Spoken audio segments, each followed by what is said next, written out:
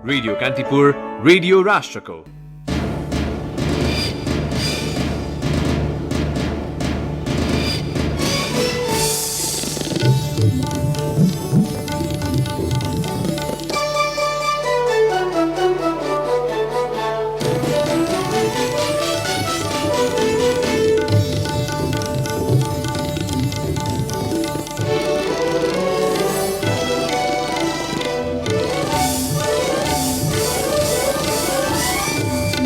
विश्वका 50 शहरमध्ये काठमाडौँ सबैभन्दा प्रदूषित। वायु प्रदूषण बढी भएका स्थानका मानिसमा कोभिड-19 संक्रमण पनि बढी हुने विशेष सावधानी अपनाएर मात्रै घर बाहिर निस्कन चिकित्सकहरूको सुझाव।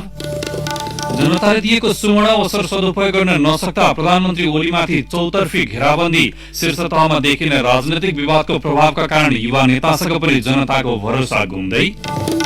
गण्डकी प्रदेशसभाको विशेष अधिवेशन सुरु। जनताको स्वास्थ्य अवस्था र कोभिड-19 लाई व्यवस्थापन गर्न साझा संकल्प प्रस्ताव ल्याउन प्रदेशसभाका चारवटै दल सहमत। नेपालको कृषि क्षेत्रमा प्रत्यक्ष वैदेशिक लगानी फिर्त्याउने सरकारी निर्णय गलत भएको भन्दै फिर्ता लिन सरकारवालाको माग।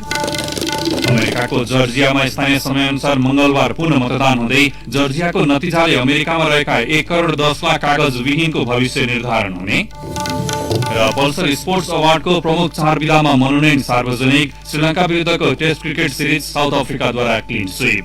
नमस्कार, कान्तिपुरबाट साथी इन्द्रलक्ष्मी अनि तेजेन्द्रको समाचार अब विस्तारमा। मौसम धुम्मिएसँगै काठमाडौँमा वायु प्रदूषणको मात्रा अत्याधिक भएको छ। आईक्यू एयरका अनुसार काठमाडौँको वायुमण्डलमा आज बिहान एयर क्वालिटी इन्डेक्स QI 437 पुगेको छ। गैराती काठमाडौँका विभिन्न क्षेत्रमा AQI 607 पुगेको थियो। 301 देखि 500 सम्मको AQI सूचकलाई खतरनाकको सूचीमा राखिएको छ। विश्वका 50 शहर मध्ये प्रदूषणका हिसाबले काठमाडौँ 1 नम्बरमा रहेको देखिएको हो। दोस्रो नम्बरमा किर्गिस्तानको बिश्केक, तेस्रोमा पाकिस्तानको कराची, चौथोमा चीनको वुहान, पाँचौंमा भियतनामको हनोई, छैठौंमा बंगलादेशको ढाका, सातौंमा भारतको मुम्बई रहेको छ। प्रदूषणका कारण हिजोदेखि नै सर्वसाधारणले आँखा पोलेको महसुस गरेका छन्। वातावरणविद भूषण तुलाधरले मौसम धुम्मिएका कारण पनि प्रदूषणको मात्रा बढ्न गएको बताउनुभयो। वायु प्रदूषणका स्रोतहरू बढे पनि प्रदूषण कहीँ जान नपाएकोले समस्या देखिएको बताउँदै उहाँले कचौरा जस्तो उपत्यकामा लामो समय तैरिएर रहिरहने बताउनुभयो। जाडोमा वायु प्रदूषण वर्षायाममा भन्दा 4-5 गुणा बढी हुने तुलाधरको भनाइ छ। विज्ञहरूका अनुसार जाडो मौसममा पानी नपर्ने र हावा नचल्ने भएकाले प्रदूषण बढेको हो। अमेरिकाको हार्वर्ड युनिभर्सिटी र जर्मनीका वैज्ञानिकहरूले अमेरिका र चीनमा 4 महिना अघि गरेको अध्ययन अनुसार वायु प्रदूषण बढी भएका स्थानमा बस्नेहरूमा कोभिड-19 संक्रमण बढी हुने देखिएको छ। सो अध्ययनले कोभिड-19बाट भएका मृत्युमध्ये 15% को मृत्युको कारण वायु प्रदूषण नै रहेको ठम्म्याएको छ। काठमाडौँमा PM 2.5 को मात्रा विश्व स्वास्थ्य संगठन WHO को मापदण्ड भन्दा 5 गुणासम्म बढी छ। WHO ले वार्षिक औषध PM 2.5 को मापदण्ड 10 माइक्रोग्राम प्रति घनमिटर तोकेको छ। सरकारले तोकेको मापदण्डलाई वार्षिक हिसाबले हेर्दा 49 माइक्रोग्राम प्रति घनमिटर हुनुपर्छ, तर काठमाडौँमा 350 माइक्रोग्राम प्रति घनमिटरसम्म PM 10 र PM 2.5 को मात्रा पुग्ने गरेको छ। सरकारले PM 10 को मात्रा 120 माइक्रोग्राम प्रति घनमिटर तोकेको छ भने 2.5 को 40 माइक्रोग्राम प्रति घनमिटर मापदण्ड निर्धारण गरेको छ। जाडो महिना मंसिर, पौष र माघमा हानिकारक कण 2.5 को मात्रा सबैभन्दा अधिक हुने गरेको छ। काठमाडौँ उपत्यकामा 81 बढेको वायु प्रदूषणले स्वास्थ्यमा नकारात्मक असर पर्न सक्ने चिकित्सकहरूले बताएका छन्। वातावरण विभागले बिहान र बेलुकाको समयमा वायु प्रदूषण अत्यधिक बढेको जनाउँदै सजग रहन आग्रह गरेको छ। विभागले आज विज्ञप्ति जारी गर्दै बालबालिका, वृद्ध-वृद्धा, दीर्घरोगी, मुटुका समस्या भएका व्यक्तिलाई प्रदूषणले बढी प्रभाव पार्ने भएकाले घर बाहिर ननिस्कन र बाहिर निस्कदा समेत विशेष सावधानी अपनाउन अनुरोध गरेको छ। विभागका वातावरण निरीक्षक भूपेन्द्र शर्माले काठमाडौँ उपत्यकामा चिसोले गर्दा तलको बाक्लो हावा र माथिको पातलो हावाले प्रदूषण बढी भएको बताउनुभयो। जाडो महिनामा इटा भट्टाहरू बढी चल्ने र लकडाउन हटेसँगै सवारी साधनको चाप पनि बढेपछि प्रदूषण बढेको उहाँको भनाइ छ। तिलगंगा आँखा प्रतिष्ठानका कन्सल्टेन्ट डाक्टर रोहित सैजुले वायु प्रदूषणले आँखामा मात्र नभएर शरीरको सबै भागमा असर पर्न सक्ने बताउँदै विशेष ध्यान दिन सुझाउनुभयो। श्वास प्रश्वास रोग विशेषज्ञ डाक्टर अर्जुन कार्कीले वायु प्रदूषणले श्वास प्रश्वास, घाँटी, आँखा, नाकमा समस्या ल्याउने बताउँदै दमरोगी, मुटु रोगी रोगीलाई बढी समस्या दिने उल्लेख गर्नुभयो। लामो समयसम्म प्रदूषणमा बस्ने मानिसलाई क्यान्सरको पनि डर हुने उहाँको भनाइ थियो। झण्डै 2/3 ऐतिहासिक कार्यभार पाएका प्रधानमन्त्री केपी शर्मा ओली पछिल्लो समय संसद विघटनसँगै सत्तारूढ नेकपालाई विभाजन उन्मुख गराएकोले आलोचित हुनुहुन्छ। देश दुखेका बेला पनि आफ्ना पूर्व सहकर्मीलाई घोचपेच गरेर रमाउन उहाँ खप्पिस हुनुहुन्छ। ओलीको यही मनोदशालाई लिएर सहकर्मी पवन आचार्यले प्रधानमन्त्रीलाई लेखेको खुलापत्र अबको क्रममा। आदरणीय प्रधानमन्त्रीज्यू नमस्कार। पछिल्ला दिनमा राजनीतिक भेटघाट र भाषणबाजीको कार्यक्रममा यहाँको चटारो र सक्रियताले यहाँ पूर्ण स्वस्थ हुनुहुन्छ भन्ने लख काट्न सजिलो भएकाले स्वास्थ्य अवस्था जान्ने चेष्टा गरिन। बरु देशलाई पो सन्चो छैन र त्यसको कारक कुनै न कुनै कोणबाट यहाँ हुनुहुन्छ। राष्ट्रवादी नेताको छवि र आफ्ना कार्यकर्ताहरूका बाको आलोकमा यहाँले संसदीय निर्वाचन अघि बनाउनु भएको राजनेताको छवि धुलिसात भएको देख्दा मलाई औधी दुःख लागेको छ। चुनाव अघि डडेलधुराको सभापछि यहाँसँग झण्डै पौने घण्टा सामूहिक भेटघाट गर्ने अवसर जुरेको थियो। त्यति बेला यहाँले सुनाउनु भएको आफ्नै कथा मलाई कुनै तिलस्मी पात्रको भन्दा कम लागेको थिएन। झापामा जिउँदै गाड्न भनेर खाल्टो खनिसक्दा एकजना प्रहरी जवानको मनमा पलाएको दयाले जीवनदान पाउनु भएको प्रसंग, मृगौला फेरेर बोनसको जिन्दगी बाँचेको र त्यसलाई देश र जनताका नाममा समर्पित गर्ने यहाँको दृढ संकल्पका साथै साउदीका राजकुमारको पुस्तकमा उल्लेख भएको चितुवा र मृगको उदाहरण सुन्दा त्यहाँ रहेका पत्रकारहरूसँगै म पनि यहाँकै विचार र कर्मका कारण मुलुकको मुहार फेरिने स्वैर कल्पनामा उडेको थिएँ। सगरमाथा भन्दा पनि अग्लो कल्पित प्रख्यातिको शिखरबाट तपाईँ यति चाँडै धरातलीय यथार्थमा बजारिनु होला भन्ने अनुमान सायदै कसैले गरेको थियो। तपाईँ त बिस्तारै उठ्नुभयो, तर देश नराम्ररी थलिएको छ प्रधानमन्त्रीज्यू। देश थलिएका बेला नागरिकको मन र मस्तिष्क दुवै क्लान्त छ। प्रधानमन्त्रीज्यू, यहाँले जुन सपना बाँड्नुभयो त्यो तपाईँको नितान्त निजी र स्वकीय थियो। रेल, पानी जहाज, घर घरमा पाइपलाइनको ग्यास लगायतका सपना जनताका थिएनन्। ती त यहाँका मन बहलाउने नारा मात्रै थिए। नेपाल र नेपालीका प्राथमिकता किन तपाईँको नजरमा परेनन् प्रधानमन्त्रीज्यू? नागरिकको प्राथमिकता र पहुँच समेत बोध नगर्ने व्यक्ति कसरी राजनेता र भविष्य द्रष्टा हुन सक्ला र प्रधानमन्त्रीज्यू? जनताले झण्डै 2/3 मत दिएर सुम्पिएको बोधगम्य अभिभार बोक्न र निर्वाह गर्न नसक्दा तपाईँ त बरु क्षणिक मनोरञ्जनमा रम्नु भयो होला, तर मुलुकका लागि दारुण प्रतीत भयो। अवस्था कतिसम्म बिग्रिएको छ भने मुलुकको हाल खबर जान्न र बुझ्न होइन, हँसी मजाकका लागि नागरिक यहाँको भाषण सुन्छन्। तपाईँका उडन्ते र हावादारी तर्कमा कार्यकर्ताले त ताली ठोक्लान्, तर नागरिकले पुरपुरो ठोक्नु पर्ने बेला आइसकेको यहाँले कहिले बुझ्नुहुन्छ? उखान, टुक्का र कथा हाल्न यहाँलाई कसैले जित्दैन। त्यसैले आज म पनि यहाँलाई एउटा कथा सुनाउँछु। कथा महाभारतको हो। वानप्रस्थाश्रममा गएका धृतराष्ट्र, गान्धारी, कुन्ती र विदुरले युधिष्ठिरलाई भनेर आफ्नै पारामा बस्ने अनुमति माग्छन्। वनमा उनीहरू अरूको सहारा बिना बस्न थालेपछि धृतराष्ट्रले गान्धारीलाई आँखामा बाँधेको पट्टी खोल्नका लागि राजी गराउँछन् पनि। तर लामो समयसम्म पट्टी बाँधेकी गान्धारीले पट्टी खोल्दा पनि 2 दिनसम्म केही पनि राम्ररी देख्दिनन्। बिस्तारै उनको आँखाको ज्योति आउँछ, तर त्यसको 2 दिनपछि नै उनीहरू वनमा सल्केको डडेलोमा परेर ज्यान गुमाउँछन्। प्रधानमन्त्रीज्यू, छँदा खाँदाको जननिर्वाचित प्रतिनिधि सभा भङ्ग गरेको कार्यलाई एकदम मनासिब हो भनेर यहाँलाई उचाल्नेहरू बालुवाटार बाहिर पनि उत्तिकै होलान्, तर तिनले तपाईँको आँखामा बाँधेका पट्टी खोल्न जति अवेर गर्नुहुन्छ त्यति नै यहाँले त्यसपछि दृश्य देख्नका लागि बढी सङ्घर्ष गर्नुपर्ने हुन्छ। देश फेरि अर्को सङ्घर्षका लागि सायदै तयार होला। इतिहासले दिएको उर्वर र सम्यक अवसरलाई सदुपयोग गर्नबाट वञ्चित नेताको रूपमा यहाँ अविलिखित हुन नपरोस् भन्ने सबैको चाहना हो, किनकि जुन अवसर यहाँलाई प्राप्त थियो त्यो अब बिरलै अरूले पाउलान्। तपाईँ एक व्यक्तिको रूपमा असफल हुने छुट छ, तर झण्डै 2/3 मत पाएर बनेको प्रधानमन्त्री असफल हुन पाउँदैन। अझ संविधान, लोकतान्त्रिक मूल्य र मान्यतालाई तिलाञ्जली दिँदै एक्रो बृहस्पति भएर त हिँड्न पाउँदैन। भनिन्छ अज्ञानता परम आनन्द हो, तर देशका प्रधानमन्त्रीलाई अज्ञानता पटक्कै सुहाएको छैन र सुहाउँदैन पनि। राजनीतिक नेतृत्वमा दर्शन भएन भने नागरिक सामु नाश हुने सिवाय अर्थ केही हुँदैन। हामी अहिले नाश हुन चाहन्नौ प्रधानमन्त्रीज्यू। तपाईँ र देश दुवैको भलो देख्न चाहने उही पवन आचार्य। गण्डकी प्रदेश सभाका 4वटै दलले जनताको स्वास्थ्य अवस्था र कोभिड-19 लाई व्यवस्थापन गर्न साझा संकल्प प्रस्ताव ल्याउने भएका छन्। सत्तारूढ नेकपा सहित नेपाली कांग्रेस, राष्ट्रिय जनमोर्चा र जनता समाजवादी पार्टी साझा संकल्प प्रस्ताव ल्याउन सहमत भएका हुन्। संकल्प प्रस्तावमा कोभिडका बिरामीका लागि अस्पतालमा बेड, भेन्टिलेटरको व्यवस्था, कोभिडबाट मृत्यु भएकाको सब व्यवस्थापन र पछिल्लो समय चर्चामा आएको कोरोना विरुद्धको खोपलाई कसरी प्रभावकारी बनाउने भन्ने विषयमा साझा संकल्प प्रस्ताव ल्याउने मुख्यमन्त्री पृथ्वी सुब्बा गुरुङले बताउनुभयो। प्रदेशसभाको विशेष अधिवेशनलाई सम्बोधन गर्दै नेकपा संसदीय दलका नेता समेत रहेका गुरुङले समस्या समाधानको थलोनी संसद भएकाले साझा योजना तयार गरिएको बताउनुभयो। उहाँले प्रदेशसभा विघटन हुने भन्ने संघीय सरकारका मन्त्रीको भाषणको पछि नलाग्न पनि आग्रह गर्नुभयो। प्रमुख प्रतिपक्ष नेपाली कांग्रेस संसदीय दलका नेता कृष्णचन्द्र नेपालीले सरकारलाई खबरदारी गर्ने र जनताको समस्या उजागर गर्ने ठाउँ संसद भएकाले विशेष अधिवेशनको माग गरिएको बताउनुभयो। प्रदेश सरकार कानून निर्माणमा अघि भए पनि कार्यान्वयनमा पछि रहेको उहाँको भनाइ थियो।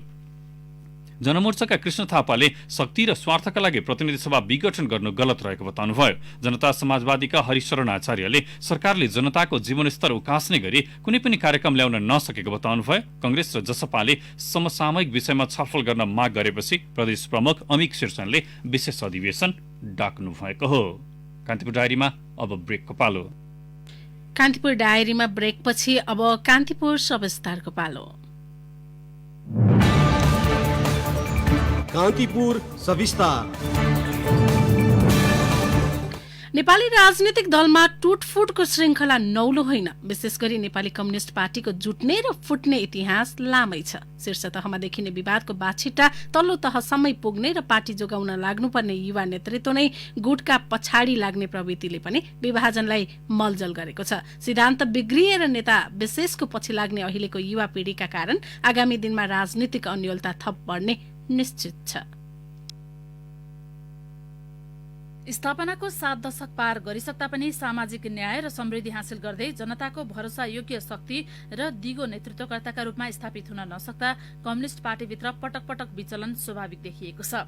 मुलुकको भविष्य मानिने युवा पुस्ताले समेत दलभित्रको मतभिन्नता र विभाजनको पक्षधर्तालाई चिर्न सकेका छैनन्। संकटमा नेतृत्वलाई मिल्न दबाव दिनुको साटो युवाहरू पनि सार्वजनिक रूपमै एक अर्का विरुद्ध विष बमन गरिरहेका छन्। नेकपा नेत्री रामकुमारी झाँक्री। कमरेड केपी ओलीको चरम महत्वाकांक्षा, एक्लै हिँड्ने आकांक्षा, निरङ्कुश शैली, कसैलाई नसुन्ने सर्वसत्तावादी सोचको कारणले गर्दा उहाँले संसद विघटन गर्नुभयो। जुन कुरा चाहिँ संविधानले उहाँलाई अधिकारै दिँदैन, उहाँले चाहिँ संसद विघटनको प्रस्ताव लानुभयो। राष्ट्रपति प्रधानमन्त्री केपी शर्मा ओलीको रबर स्ट्याम्प भएर आफूसँग नभएको अधिकार प्रयोग गरेर जनताको प्रतिनिधिमूलक संस्थालाई चाहिँ विघटन गर्ने काम गर्नुभएको छ। यसमा ठुलो लामो राजनीतिक र कानूनी संवैधानिक लडाई हाम्रो जारी छ। मुलुकमा ठूला परिवर्तनका लागि हुने आन्दोलन तथा संघर्षमा युवा वर्ग सदैव अग्रपंक्तिमा उभिन्छन्। आन्दोलनको मोर्चामा अग्रणी भए पनि त्यसपछि किनारामा पुर्याएपछि युवाहरू शीर्ष नेताहरूको फेर समाउन बाध्य हुने उनीहरूको तर्क छ। नेकपाकै अर्की नेत्री नवीना लामा। युवा पनि भोटलाई संलग्न नेताको पछि लागेपछि चाहिँ पार्टीमा युवाहरूले हस्तक्षेप गर्न सकेन, यो असफलता नै हो। त्यो युवाहरूमा भएको असक्षमता नम्बर 1। नम्बर 2 चाहिँ गुटबन्दीको पराकाष्ठ पनि भयो। अनि तेस्रो चाहिँ अब पनि युवाहरूले सद्बुद्धि पुर्याएर एक दुवै टिमको युवाहरू बिचको एउटा संवाद छलफल गरेर अगाडि बढ्ने सम्भावना चाहिँ छ। त्यो गर्यो भने पार्टी एकता पनि सम्भव छ र पार्टी एकता यो तत्काल नभए पनि केही समयभित्रमै गर्न सकिन्छ। यो चाहिँ जरुरी छ। पार्टीका आन्तरिक विवादमा किताकाट भइरहँदा युवा पंक्ति त्यसबाट अछुतो रहन नसक्नु नेपाली कम्युनिस्ट आन्दोलनको मात्रै होइन, समग्र राजनीतिकै लागि राम्रो होइन। नेकपाका नेता सुरेन्द्र बस्नेत भने पार्टीभित्रै सही र गलत पद्धति एउटालाई छान्नै पर्ने बाध्यताका कारण एउटा गुटमा मात्र सीमित भएको जस्तो देखिए पनि खबरदारी जारी राखेको दावी गर्छन्। ठिक र बेठीको बीचमा ठिक छान्ने हो। संवैधानिक र असंवैधानिक कदम रोज्नु पर्दा संवैधानिक कदम रोज्ने हो। लोकतन्त्र र अलोकतन्त्रको बीचमा लडाइँ हुँदा लोकतान्त्रिक पद्धतिलाई लोर्ने हो। पार्टीलाई एउटा भस्मासुरु प्रवृत्तिबाट अगाडि बढाउने कि विधिसम्मत र विधानसम्मत ढङ्गले अगाडि बढाउने भन्दा हामीले विधिसम्मत र विधानसम्मत ढङ्गले अगाडि बढाउने कुरा रोज्ने हो। त्यसैले ठिक र बेठिकको बीचमा सङ्घर्ष चल्दै गर्दा युवाहरूले आफूलाई ठिक ठाउँमा उभिनु पर्छ। यो त एउटा आधारभूत प्रश्न नै हो। तर फेरि युवाहरूले नेताहरूको पुछार समाएर ठिक ढङ्गले खबरदारी नगर्ने हो भने हामी न मुलुकले सही दिशा लिन सक्छ, न हाम्रो पार्टीले सही दिशा लिन सक्छ। मूलधारको राजनीतिमा युवामै गनिने नेतृत्व खोज्न यसै पनि मुस्किल रहेको अवस्थामा भएकाहरूले समेत बलियो प्रतिनिधित्व र आफ्नो उपस्थिति बोध गराउन सकेका छैनन्। युवाहरूले संघर्ष नगरेको र सिद्धान्त बिर्सिएर राजनीतिलाई पेसाका रूपमा लिएका कारण मुलुकको राजनीतिक भविष्य थप निराशाजनक रहेको राजनीतिक विश्लेषक विष्णु सापकोटा बताउँछन्। युवाहरू एउटा कजको लागि, आदर्शको लागि त्यहाँ जोडेको भन्दा पनि आफ्ना पार्टीका गुटमा लाग्नु र त्यो जीविकोपार्जन, दलमा लाग्नु भनेको जीविकोपार्जन कमाउनको लागि, स्रोतमाथिको आफ्नो पहुँचको लागि लागेको भन्ने प्रश्न देखियो। कुनै नीति सिद्धान्त विचारको आधारमा विभाजित भन्दा पनि कता लाग्दा आफ्नो भविष्य सुरक्षित हुन्छ भन्ने भन्दा थप मैले केही देखिनँ युवा पंक्तिमा पनि। सही नीति, विधि, विश्वास र अभ्यासको जगमा युवा वर्ग चल्न नसके नेपालको राजनीति लामो समयसम्म यही अवस्थाबाट गुज्रने निश्चित छ। युवा पंक्ति सिद्धान्तनिष्ठ बन्न सके मात्रै सही राजनीतिक स्थिति बस्ने अर्का विश्लेषक खगेन्द्र प्रसाईको तर्क छ। नेकपाको निर्णायक रूपले ठूलो हिस्सा सिद्धान्तहीन छ, अर्थात् त्यसले अहिले आफ्नो समाजवादी सिद्धान्त छोडेर त्यो पुँजीवादको नवउदारवादको बाटोमा सैद्धान्तिक र व्यवहारिक हिसाबले लागेको छ। एउटा सिद्धान्त पक्रेको छ तर हिजोको आफ्नो आदर्श सिद्धान्त छोडेको छ। हो, अहिलेको युवा पनि त्यो पार्टीसँगै सिद्धान्तहीन हुने प्रक्रियामा सिद्धान्तहीन भएको। आजको प्रश्न युवाहरूको भूमिका के हो भन्दा पनि सिद्धान्तको भूमिका के हो र त्यो सिद्धान्तको भूमिकालाई कसले बोक्ने भन्ने कुरा चाहिँ महत्त्वपूर्ण कुरा हो। त्यो भूमिका युवाहरूले बोक्यो भने स्वाभाविक हिसाबले उमेरको हिसाबले त्यो अलिक बढी ऊर्जाशील हुन्छ। नेपालमा मूलधारको नेतृत्व र जनआकांक्षा बीच सेतुको काम गर्ने युवा नेतृत्वको खडेरी परेको लामै समय भइसकेको छ। युवा पुस्ता राजनीतिक संस्कार भन्दा पनि गुट उपगुटबाट दीक्षित भएका कारण यो परिस्थिति उत्पन्न भएकोमा दुई मत छैन। राजनीतिलाई सही दिशा दिन र थिति बसाल्न विभाजनमा शक्ति देख्ने मनोदशा र गुटबन्दीमा रमाउने प्रवृत्तिबाट मुक्त हुनुपर्छ। नत्र सधैँ सुनिए जस्तै हरेक मुलुकले आफ्नो औकात अनुसारको नेतृत्व पाउने गुट र दोषबाट हामी मुक्त हुन लामै कालखण्ड पार गर्नुपर्ने हुन्छ। रेडियो कान्तिपुरका लागि प्रतीक्षा खनाल। कान्तिपुर सविस्तार।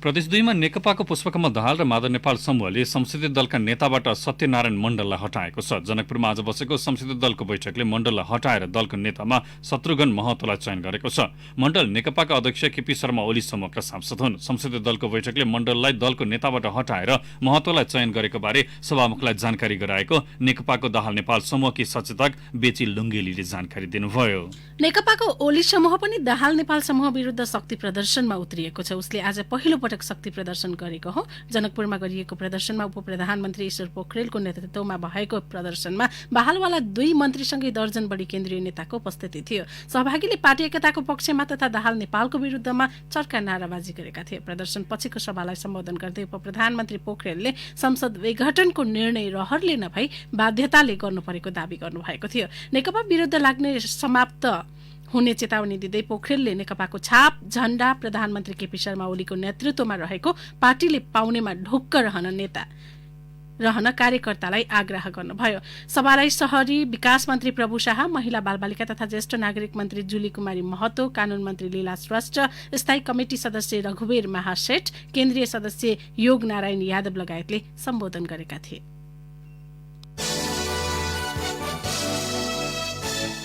पछिल्लो 24 घण्टामा मुलुकभर 522 जना कोरोना संक्रमित भेटिएका छन्। 4551 पीसीआर परीक्षण गर्दा 522 जनामा संक्रमण पुष्टि भएको स्वास्थ्य तथा जनसंख्या मन्त्रालयले जनाएको छ। यसअघि मुलुकभर संक्रमितको संख्या 2,62,784 पुगेको छ। सक्रिय संक्रमितको संख्या 5,225 छ। यस्तै 24 घण्टामा 578 जना संक्रमण मुक्त भएका छन्। यसअघि संक्रमण मुक्त हुनेको संख्या 2,55,666 पुगेको छ। 24 घण्टामा कोरोनाबाट थप 8 जनाको ज्यान गएको छ।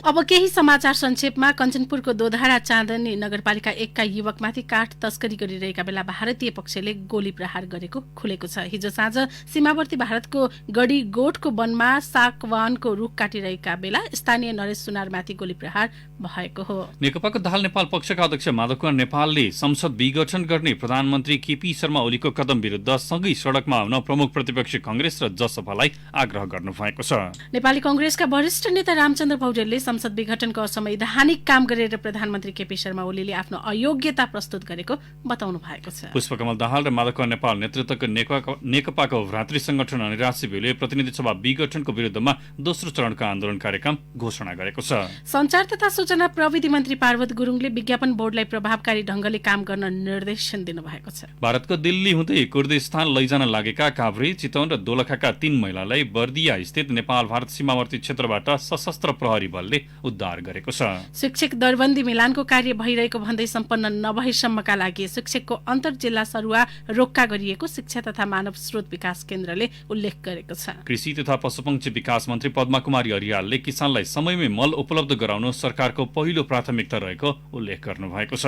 भक्तपुर नगरपालिका 2 इतापाकोमा सडक बत्ती जडान गर्ने क्रममा करेन्ट लागेर दोलखाको मेलुङ गाउँपालिका 5 घर भई हाल भक्तपुर बस्दै आएका 23 वर्षीय रामकुमार बुढाथोकीको मृत्यु भएको छ। र रसुवाको धुन्चे खोदल सडक खण्डमा काम गरिरहेका नौकुण्ड गाउँपालिका 1 यार्साका 45 वर्षीय धनबहादुर तामाङको स्काभेटरबाट खसेको ढुङ्गाले लागेर ज्यान गएको छ। कान्तिपुर डायरीमा अब कैलाली डायरीको पालो। कैलाली डायरीमा गणेश चौधरीको नमस्कार। रानी जमरा र कुलरिया सिँचाइ आयोजनासँगै सिँचाइ कुलोबाट 4 मेगावाट बिजुली निकालिने भएको छ। वैशाखसम्म हाइड्रो पावरको काम सकाउने योजना रहेको आयोजनाका निमित्त प्रमुख विदुरमान श्रेष्ठले बताउनुभयो। सिँचाइ कुलोको मुख्य इन्टेकबाट रानी जमरा र कुलरिया कुलोका लागि आएको करिब 55 क्युसेक पानीबाट करिब 4 मेगावाट बिजुली निकाल्न हाइड्रो पावरको काम भइरहेको श्रेष्ठले बताउनुभयो। बिजुली निकाल्न 3 वटा टर्बाइन रहने र हाइड्रो पावर निर्माणमा करिब 1 अरब रुपियाँ खर्च लाग्ने उहाँले बताउनुभयो। ग्रिड जडान स्वीकृतिको काम पनि अन्तिम चरणमा पुगेको छ। विद्युत ट्रान्समिसन लाइन बनाउन 15 वटा रुखले अवरोध हुने र यसका लागि प्रक्रिया अघि बढाइएको उहाँले बताउनुभयो। हुलाकी सडकमा रहेको कैलालीको भजनी नगरपालिका वार्ड नम्बर 3 स्थित कामदा नदीमा पुल बन्न सुरु भएको 9 वर्षमा 60% मात्र निर्माण कार्य सम्पन्न भएको छ। 2068 सालबाट निर्माण कार्य सुरु भएको सो पुलको 2.5 वर्षमा निर्माण सम्पन्न गर्ने गरी बिरुवा लामा साल्पा शेर्पा कम्पनीले ठेक्का लिएको थियो। 4 वटा स्पान र 5 वटा पिलर भएको पुलको 9 वर्ष बित्दा समेत एउटा स्पान र 4 वटा पिलर मात्र निर्माण भएको जनाइएको छ। टिकापुर सरोकार समूह संघको सहकारीमा ह्युम्यानिटी फाउन्डेसन नेपालले 2 लाख रुपियाँ जम्मा गरेर सब वाहन खरिदका लागि थालिएको अभियानमा हालसम्म करिब 24 लाख रुपियाँ जम्मा भइसकेको छ। टिकापुर सरोकार समूह र ह्युम्यानिटी फाउन्डेसनका संस्थापक सदस्य प्रशान्त अर्यालले सब वाहन खरिदका लागि आर्थिक सङ्कलन अभियानबाट देश विदेशबाट सबै पेशा व्यवसाय र क्षेत्रका व्यक्तिहरूबाट प्राप्त सहयोगले 1.5 सातामा रकम सङ्कलन गर्न सफल भएको बताउनुभयो। खाद्य संस्था तथा कम्पनीले धान खरिद बन्द गरेपछि कैलालीका किसानले यो वर्ष धान बेच्न पाएका छैनन्। खाद्य व्यवस्था कम्पनीले धान नकिनेपछि जानकी गाउँपालिका 6 जगतपुरका जोगबहादुर चौधरीले आफूले उत्पादन गरेको करिब 200 क्विन्टल धान घरमै थन्क्याउनु परेको बताएका छन्। जोगबहादुर लगायत कैलालीका अधिकांश किसानले खाद्य कम्पनीमा धान बेच्न नपाएको सुनाउँछन्। हस्त कैलाली डायरी आजलाई यति नै। गणेश चौधरीलाई पनि बिदा दिनुहोस्। नमस्कार। कान्तिपुर डायरीमा पुनः ब्रेकको पालो। अब आर्थिक प्रसङ्ग। नेपालको कृषि क्षेत्रमा प्रत्यक्ष वैदेशिक लगानी भित्र्याउने सरकारी निर्णय गलत भएको भन्दै फिर्ता लिन सरकारवालाले माग गरेका छन्। डेरी उद्योग संघ, नेपाल डेरी एसोसिएसन, केन्द्रीय दुग्ध सहकारी संघ र केन्द्रीय पशुपक्षी पालन सहकारी संघले काठमाडौँमा आज संयुक्त पत्रकार सम्मेलन गरी कृषिमा वैदेशिक लगानी भित्र्याउने सरकारको निर्णय फिर्ता गर्नुपर्ने माग गरेका हुन्। कृषि क्षेत्रमा मुलुककै निजी क्षेत्रको अरबौं रुपियाँ लगानी रहेको अवस्थामा सरकारले अपारदर्शी निर्णय गरेको भन्दै सरकारी निर्णय गलत भएको उनीहरूको धारणा छ। पत्रकार सम्मेलनमा नेपाल डेरी एसोसिएसन अध्यक्ष राधाकृष्ण सापकोटाले कृषिमा वैदेशिक लगानी भित्र्याउँदा मुलुकको अर्थतन्त्रमा दीर्घकालीन असर पर्ने बताउनुभयो। निजी क्षेत्रका लगानीकर्तासँग कुनै परामर्श नै नगरी किसानको हित विपरीत चालिएको कदम तत्काल फिर्ता लिनुपर्ने उहाँको माग थियो। नेपाल डेरी एसोसिएसनका पूर्व अध्यक्ष सुमित केडियाले निजी क्षेत्रले लगानी गरेर आधार तयार गरेको क्षेत्रमा प्रतिफल पाउने बेलामा वैदेशिक लगानी ल्याउनु गलत रहेको उल्लेख गर्नुभयो। किसान अभियन्ता, उद्योग अधिकारीले राजनीतिक अस्थिरता र जनप्रतिनिधिको प्रतिनिधिमूलक संस्था नभएको अवस्थामा सरकारले शङ्कास्पद तरिकाले कृषिमा वैदेशिक लगानी भित्र्याउने निर्णय गर्नु गलत भएको उल्लेख गर्नुभयो। कारोबारको तेस्रो दिन आज पनि शेयर बजारमा गिरावट आएको छ। शेयर कारोबार मापक नेप्से परिसूचक आज 3.54 अङ्कले घटेर 2165.49 बिन्दुमा पुगेको छ। नेप्सेसँगै कारोबार रकममा पनि केही गिरावट आएको छ। नेप्सेमा आज कुल 206 कम्पनीका 42,514 कारोबारबाट 1,08,09,625 किता शेयर किनबेच भए, जस अन्तर्गत 4,56,63,81,000 रुपियाँ बराबरको कारोबार भएको नेपाल स्टक एक्सचेन्जले जनाएको छ। नेप्सेमा आज कारोबार भएका 12 मध्ये 3 वटा कम्पनी समूहको उपसूचक ओह्रालो लागेको छ।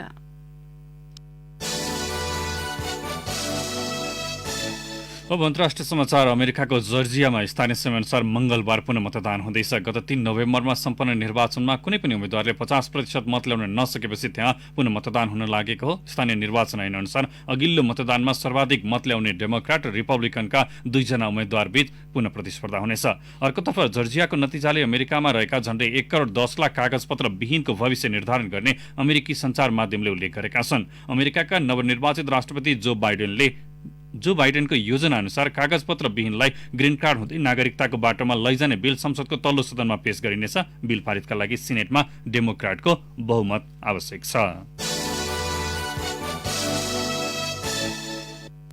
आणविक हतियारमा युरेनियमको मात्रा सीमित बनाउने सम्झौता उल्लङ्घन गर्दै 20% पुर्याउने इरानको घोषणालाई युरोपियन युनियन EUले दुखद कदम भएको बताएको छ। युरेनियमको मात्रालाई सीमित बनाउने गरी सन् 2015 मा भएको अन्तर्राष्ट्रिय सम्झौता विपरीत इरानले हिजो भूमिगत रूपमा आणविक उत्पादन सुरु गर्ने घोषणा गरेको थियो। अब खेल समाचार। नेपाल खेलकुद पत्रकार मञ्चको आयोजनामा हुने पल्सर स्पोर्ट्स अवार्ड 2076 को प्रमुख 4 विधामा मनोनयनमा परेका खेलाडीको नाम सार्वजनिक गरिएको छ। मञ्चले आज काठमाडौँमा पत्रकार सम्मेलन गर्दै खेलाडीको नाम सार्वजनिक गरेको हो। मञ्चले सार्वजनिक गरेको सूचीमा 13औं दक्षिण एसियाली खेलकुद सागमा सहभागी खेलाडीको एकाधिकार छ। वर्षका पुरुष खेलाडीको मनोनयनमा फुटबलका विकेश कुथु, एथलेटिक्सका गोपी चन्द्र पार्की, ताइक्वान्डोका कमल श्रेष्ठ, करातेका मन्दी काजी श्रेष्ठ र गल्फका सुभाष तामाङ छन्। यी 5 जना खेलाडीले सागमा स्वर्ण पदक जितेका थिए। वर्षका महिला खेलाडीको मनोनयनमा करातेकी अनु अधिकारी, ताइक्वान्डोकी आयशा साक्य, पौडीकी गौरिका सिंह, एथलेटिक्सकी सन्तोषी सिंह र ट्रायथलनकी सोनी गुरुङ छन्। वर्षका युवा खेलाडीको मनोनयनमा ताइक्वान्डोका भूपेन श्रेष्ठ, जुडोकी पूनम श्रेष्ठ, भारोत्तोलनकी सञ्जु चौधरी, ताइक्वान्डोका सिना लिम्बू र गल्फका सुभाष तामाङ छन्। वर्षका उत्कृष्ट प्रशिक्षकको मनोनयनमा उसुका अमर कुमार थिङ, करातेका मदन उप्रेती, ताइक्वान्डोका नवीन श्रेष्ठ, बक्सिङका प्रकाश थापा मगर र पौडीका शंकर पार्के छन्। मञ्चको आयोजनामा हुने अवार्ड कार्यक्रम आगामी 28 गते काठमाडौँमा हुँदैछ।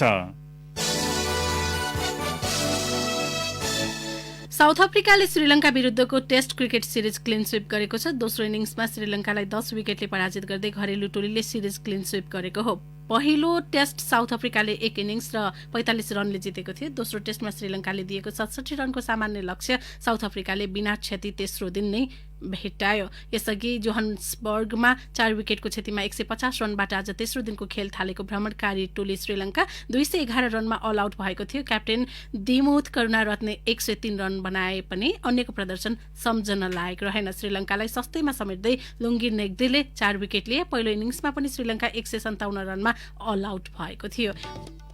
घरेलु टोली साउथ अफ्रिकाले भने पहिलो इनिङ्समा 302 रन बनाएको थियो। हवस् त, कान्तिपुर डायरीलाई यही सकिन्छ। इन्द्रलक्ष्मी र तेजेन्द्र बिदा हुन्छ। नमस्कार।